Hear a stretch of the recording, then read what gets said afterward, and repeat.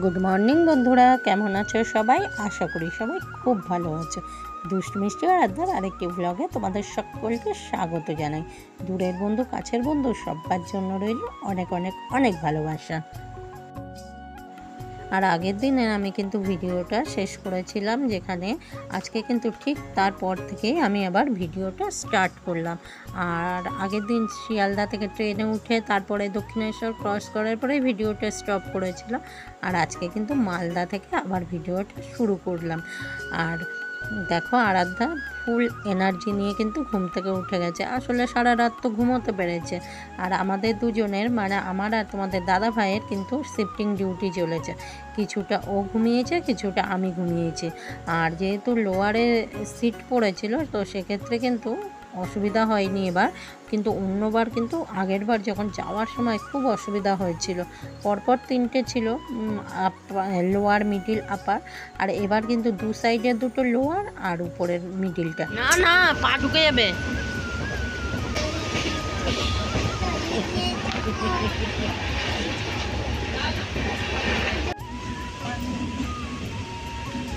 এই গাড়িটাই হ্যাঁ, এত বড়? পিছনে দেখো কত বড়।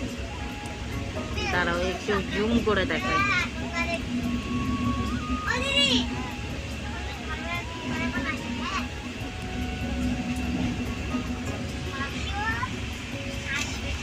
পিছনটা কি, পিছনেরটা দেখা যাবে না? এই তো দেখা যাচ্ছে।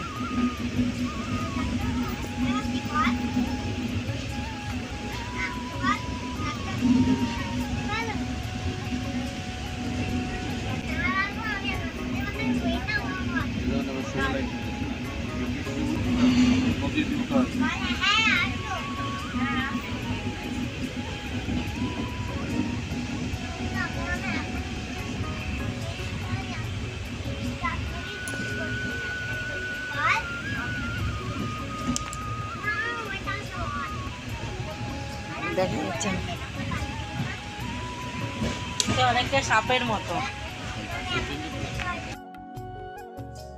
আর এই যে নদীটা দেখা যাচ্ছে না, এই নদীটা কিন্তু অন্য সময় একদমই জল থাকে না, একদম পাথর থাকে, এত কিন্তু জল থাকে না। এর আগে আমি অনেক দিন আগের একটা ভিডিওতে কিন্তু দেখিয়েছি, পুরো পাথরগুলো দেখা যায়, জল থাকে না। আর এখন বর্ষাকাল বলে কিন্তু প্রচুর জল।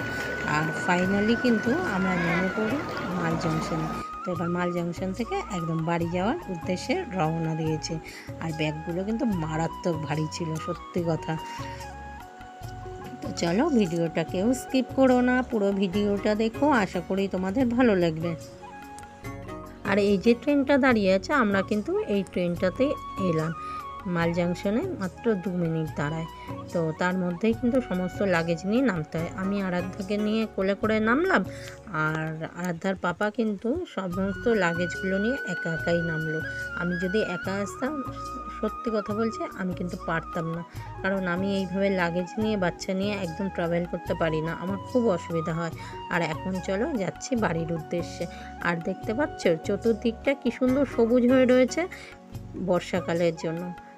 বর্ষাকালে না এরকম সবুজ হয়ে থাকে, কি ভালো লাগছে বলো দেখতে চতুর্দিকটা। আমার তো খুব ভালো লাগে, জানো তো, এরকম দৃশ্য দেখতে ভীষণ ভালো লাগে।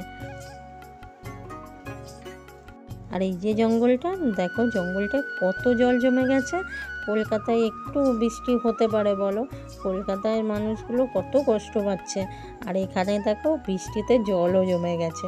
তো কলকাতায় এরকম একটু জল জমিয়ে দিতে পারতো, কিছুদিন তো মানুষ একটু রেহাই পেতো বলো।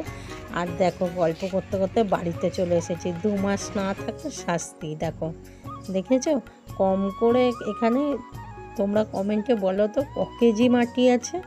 আর মাটির থেকে বড় হচ্ছে পিঁপড়ে, মারাত্মক পিঁপড়ে, জানো, দাঁড়ানো যাচ্ছে না। মানে অনেক কিছু করেছে, পিঁপড়ে কিছুতেই হাঁটাতে পারছি না। কি করলে পিঁপড়েগুলো যাবে একটু তোমরা কমেন্ট সেকশানে আমাকে জানিও তো। আর দেখো ঠাকুরের সিংহাসনটা পর্যন্ত আমার নোংরা হয়ে গেছে। এই যে পরিষ্কার করতে আমার কতদিন সময় লাগবে তার কোনো ঠিক নেই। দেখো রান্নাঘরটার কি অবস্থা হয়েছে, মানে 2 মাস যে ছিলাম না, এটা তার শাস্তি, বুঝেছো তো। আর এবার তো আগে পেটের চিন্তা করতে হবে, তাই না? আগে পেটে কিছু না দিলে তো কিছুই করতে পারবো না। সব দিক বাসনের র্যাক থেকে শুরু করে গ্যাস থেকে একদম নোংরা হয়ে গেছে। তো তাড়াতাড়ি করে না গ্যাসটাকে আগে মেজে পরিষ্কার করে না আগে একটু চা বসাবো, কারণ সকাল থেকে কিচ্ছু খাওয়া হয়নি। এখন বাজে প্রায় ধরো 11:30 পৌনে 12টা, কিচ্ছু খাওয়া হয়নি জানো তো।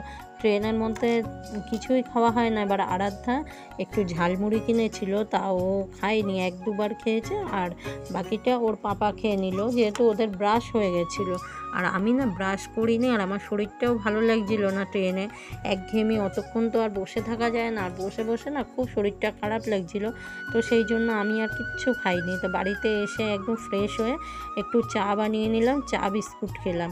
আর এবার তোমাদের দাদাভাই গেছে জল আনতে, তো সেই জন্য আমি কিন্তু এই জলের যে নিচে যে ড্রামটা, এটাকে মানে কল সেট করা থাকে যেটা, ওটা কিন্তু আমি একটু মেজে পরিষ্কার করে রাখলাম।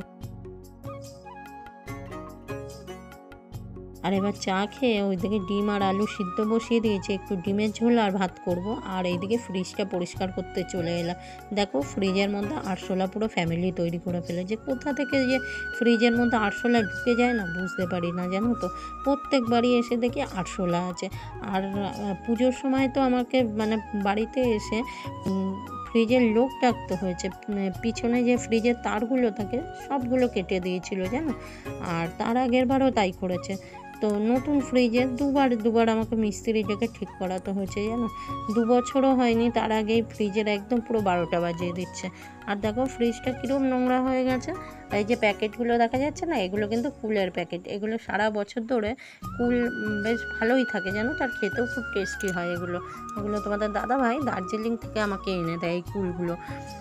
আর দেখো অনেক জিনিস কিন্তু এখানে ডেট দেখছি এসে চলে গেছে, মানে ডেট ফেল হয়ে গেছে। তো সেগুলো তো আমি আরাধ্যকে আর খাওয়াবো না, তো সেই জন্য না আমি কিন্তু ফেলে দিলাম। আর দেখছো ট্রেগুলো পর্যন্ত নোংরা হয়ে গেছে। আর ফ্রিজে যে আমার ট্রেগুলোতে দাগ হয় না, তার কারণ হচ্ছে এই ট্রেগুলোতেও না কভার পরানো থাকে। আমি যখন ফার্স্ট ফ্রিজ কিনি তো তখন আমি কিন্তু এই ফ্রিজের উপরের কভারটা আর ফ্রিজের হ্যান্ডেলে যে কভারটা আর সাথে এই ট্রেগুলোরও কিন্তু কভার আমি কিনে নিয়েছিলাম।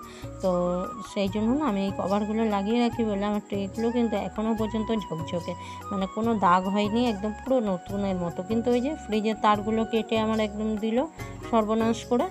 আর আমি কিন্তু ডুয়ার্সে এসেই ফ্রিজটা কিনেছি। তো চলো, আর তারপর থেকে আর তোমাদের সাথে কিছু শেয়ার করতে পারিনি, তার কারণ হলো ঘর তো নোংরা ছিল, বুঝতেই পারছো 2 মাস পরে আসা মানে কীরকম নোংরা হয়ে থাকে। আর রান্নাটাও শেয়ার করলাম না, ডিমের ঝোল ভাত করেছিলাম, সেই জন্য আর শেয়ার করিনি। আর সময়ও পাইনি, সত্যি কথা বলতে সময়ও পাইনি। আর তোমাদের দাদাভাই গেছিলো বাজারে, তো বাজার থেকে আসার সময় না মোমো নিয়ে এসেছিলো, তো সেটাই সন্ধ্যাবেলা টিফিন করে নিলাম। আর দেখেছো ঘরের সামনে ঝাড়ু দিয়ে পরিষ্কার করে দিয়েছি, মুছে দিয়েছি, ধুয়ে দিয়েছি বারান্দা, তারপরেও কত পিঁপড়ে। আর মানে প্রচণ্ড অসুবিধা হচ্ছিলো। আর চলো এবার বাইরের লাইটগুলো আগে ধরিয়ে নিই, তো তারপরে আবার দেখা হচ্ছে। আর ভিডিওটার মাঝখানেই একদম প্রত্যেক দিনের মতো বলে দিই, যেটা প্রত্যেকটা ভ্লগে প্রত্যেকেই বলে, আমিও রোজ বলি, আজও বলে দিচ্ছি। যদি ভিডিওটার কোনো অংশে তোমাদের ভালো লাগে তাহলে ছোট্ট করে একটা লাইক, কষ্ট করে একটা কমেন্ট, আর শেয়ার আর সাবস্ক্রাইব করে আমার পাশে থেকে যেও। আর আমার যে সকল বন্ধুরা ফেসবুক পেজ থেকে আমার ভিডিওটা দেখবে, তারা ফেসবুক পেজটাকে ভালোবেসে ফলো করে দিয়ে আমার পাশে থেকে যেও।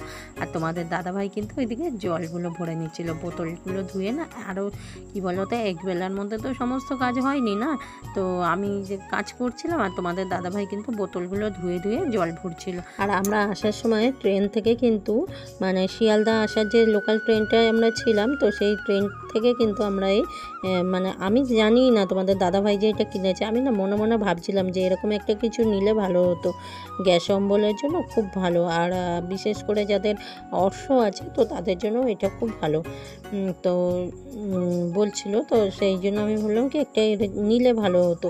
তো তোমাদের দাদাভাই দেখি না সত্যিই নিয়ে নিয়েছে জানো। আমি শিয়ালদা প্ল্যাটফর্মে নেমে যখন ব্যাগটা মানে আরাধ্যার একটা পেস্ট আমি বাড়িতে মানে রেখে এসেছি ভুলে, তো মা ফোন করে জানানোর পরে যখন ব্যাগটা খুলে চেক করছিলাম যে একদমই কি কোনো পেস্ট আনিনি, তো একটা পেস্ট আমি ওর নিয়ে এসেছি, তো তখনই দেখছি কি এটাও রয়েছে। তো আমি জিজ্ঞাসা করলাম, তো বলছে হ্যাঁ আমি একটা এই চূর্ণ নিয়ে এসেছি, আর সত্যিই নাকি খুব ভালো কাজ করছে জানো। তো চলো বন্ধুরা, ভিডিওটা আর বেশি বড় করছি না, সবাই ভালো থেকো, সুস্থ থেকো, সাবধানে থেকো। ফিরে আসছি নতুন কোনো দিনে নতুন কোনো ব্লগ নিয়ে, ততক্ষণের জন্য টাটা।